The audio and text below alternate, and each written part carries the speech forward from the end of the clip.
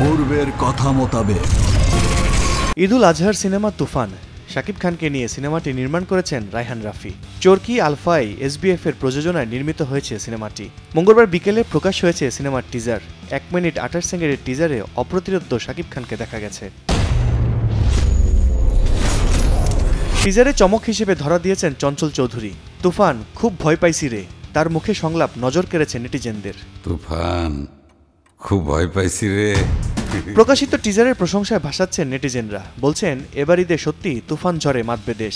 কেউ কেউ আবার বলছেন তুফান সবে শুরু। আবার কেজিএফ সিনেমার সঙ্গেও মিল খুঁজে পাচ্ছেন নেটিজেনদের কেউ কেউ।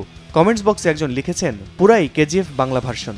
আবার আরেকজন লিখেছেন KGF plus animal equal to Toofan. কেউ লিখেছেন পুরো কেজিএফ আগুন।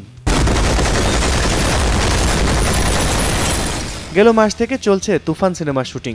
প্রথম দফায় ভারতে চিত্রায়ন হয়েছে। সেসব শুটিং মুহূর্তের কিছু ছবিও ইতিমধ্যে নেট দুনিয়ায় ভাইরাল। 1, 2, 3 ঢাকায় জমি জিতে নিন 100% ক্যাশব্যাক সহ 20 কোটি টাকার পুরস্কার। মঙ্গলবার সকালে এই টিজারের আভাস দিয়েছিলেন রায়হান রাফি। পোস্ট করে লিখেছিলেন আবহাওয়া কেমন আজ বাহিরে, ঝড় তুফান আসবে নাকি?